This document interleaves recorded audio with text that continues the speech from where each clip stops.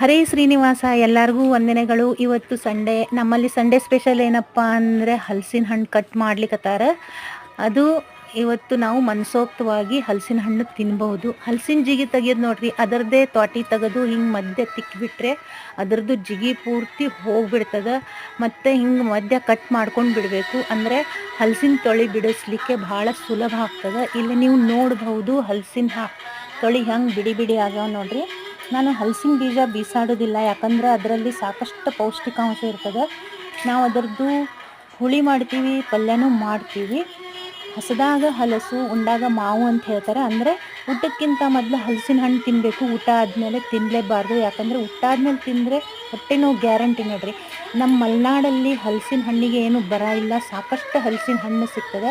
ಹೀಗಾಗಿ ನಮ್ಮ ಹಳ್ಳಿ ಜನ ಎಲ್ಲ ಹಲಸಿನ ಹಣ್ಣಿಂದ ವೆರೈಟಿ ಅಡುಗೆ ಮಾಡಿ ಮಜಾ ತಗೊಳ್ತಾರೆ. ಬಾಯ್.